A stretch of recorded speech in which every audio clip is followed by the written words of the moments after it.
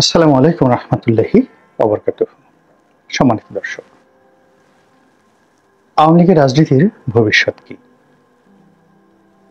এই দলটির পরিণতি কি পাকিস্তান জমানার যে মুসলিম লীগের মতো হবে,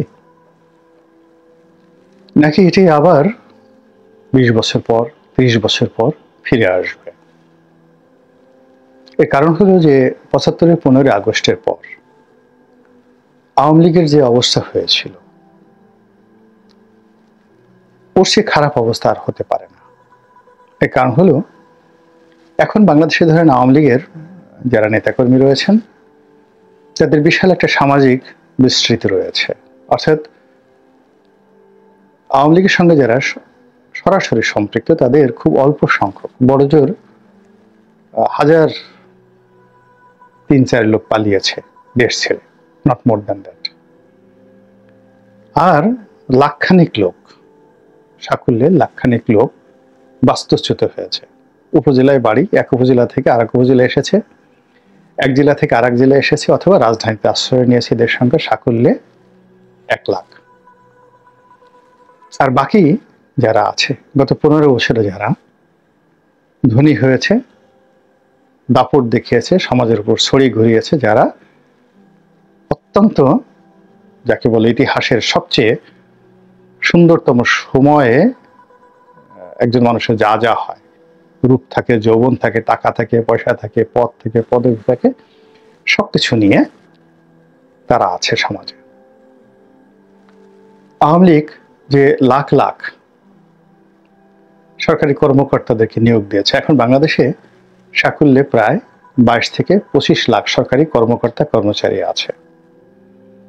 গত ১৫ বছরে যদি এদের মধ্যে অন্ততপক্ষে ১০ থেকে ১২ লাখ লোক নিয়োগ করা হয়ে থাকে, ১০ থেকে ১২ লাখ, সেটা পুলিশের কনস্টেবল, ইউনিয়ন পরিষদের সচিব, তারপরে গ্রাম্য ডাক্তার, গ্রামের যে স্বাস্থ্যকর্মী থেকে শুরু করে প্রাইমারি স্কুলের টিচার, এরকম ধরুন ১২ থেকে ১৫ লক্ষ লোক গত ১৫ বছরে সরকারি কর্মী নিয়োজিত হয়েছে আওয়ামী লীগের দ্বারা।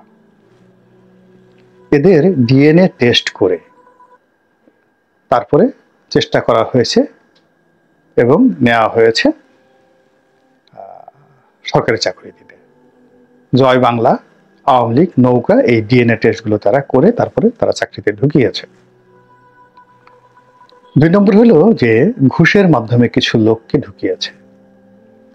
এখন তারা জামাত করুক আর বিএনপি করুক, যারা ঘুষ দেয় এবং ঘুষ গ্রহণ করে এবং ঘুষ দিয়ে চাকরি পায়, এই উভয় শ্রেণীর উপর লানত, এবং এরা ভালো মানুষ না।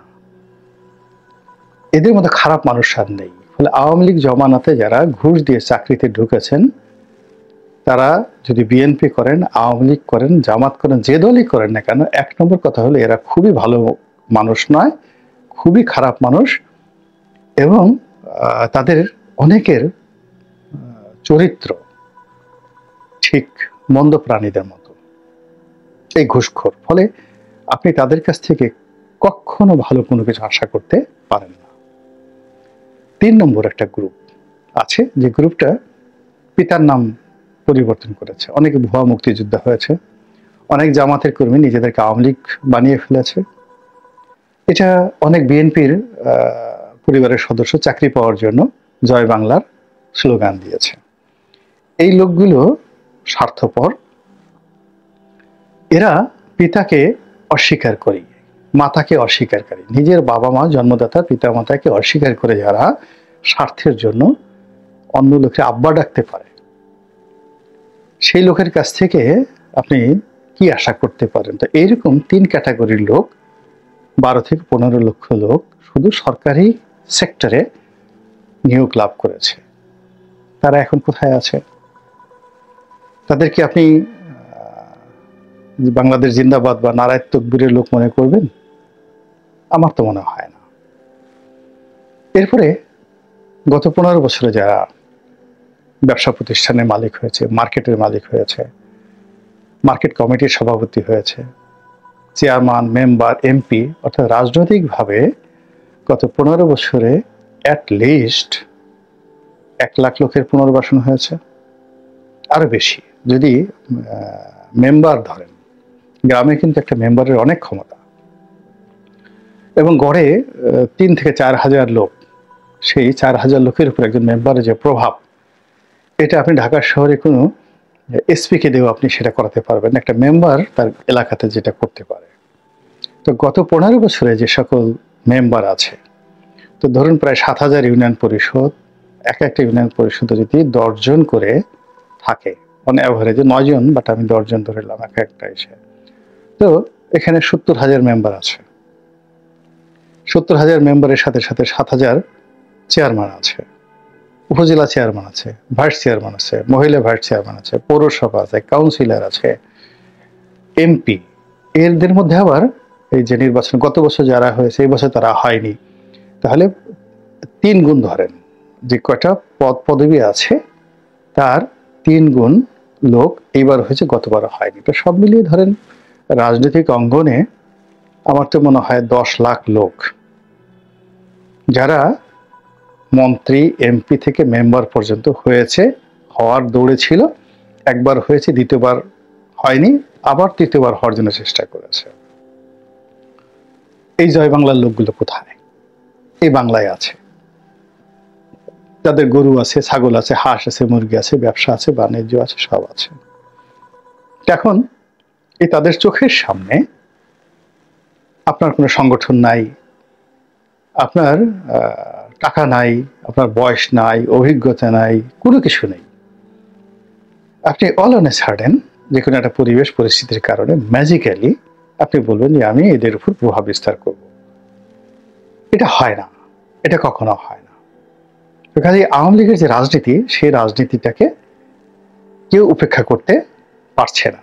ডক্টর মোহাম্মদ ইউনূসও পারছেন না, আর বিএনপিও পারছেন না, জামাতও পারছেন না। আর না পারার কারণে এই শেখ হাসিনাকে ধরে আনো, বিচার করো। আওয়ামী লীগের ওই লোকটা কি করলো? জাহাঙ্গীর কবির নানক কবে বক্তৃতা দিল? বাহুদ্দিন নাসিম কেন বাইরে থেকে বক্তৃতা দিছে? পারলে বাপের বেটা হইলে বাংলাদেশে আয়, তোর কত বড় সাহস! অর্থাৎ তারেক রহমান সাহেবকে নিয়ে যে সকল কথা আওয়ামী লীগ বলেছে, মূলত বিএনপিকে ভয় পেয়ে বলেছে। বিএনপিকে তারা ধ্বংস করতে পারেনি। আবার এখন আওয়ামী লীগকে কেন্দ্র করে যে সকল কথাবার্তা হচ্ছে, সেগুলো মূলত আওয়ামী লীগকে ভয় পেয়ে, মানে মানুষ যখন কোনো কিছু ঘৃণা করে, সেই ঘৃণিত বিষয়ের নামও সে মনে করতে চায় না। আপনি ধরেন খাবার টেবিলে পোলাও কুরমা নিয়ে বসেছেন, কিছুক্ষণ আগে খাবার টেবিলে বসার আগে আপনি খুব বিশ্রী রকম মানে একটা বাথরুমের দৃশ্য দেখে আসছেন, ওয়াশরুমে গিয়ে একটা বিশ্রী দৃশ্য দেখে আসছেন, আপনি কি সেটা স্মরণ করবেন? স্মরণই করবেন না। তো মানুষ ঘৃণিত বিষয়গুলোকে কখনো স্মরণ করে না, ভুলে যায়।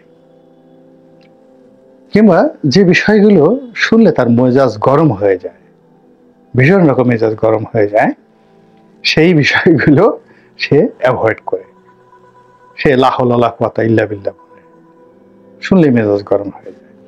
আওয়ামী লীগের বিষয়টা যদি ঘৃণার থাকতো আর শুনলে মেজাজ গরম হতো, তাহলে তাদের নাম উচ্চারিত হতো না।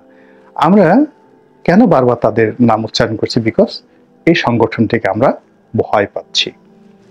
এই ভয়কে যদি জয় করতে হয়, তাহলে আপনার সময় নিতে হবে, এবং সেই সংগঠনটা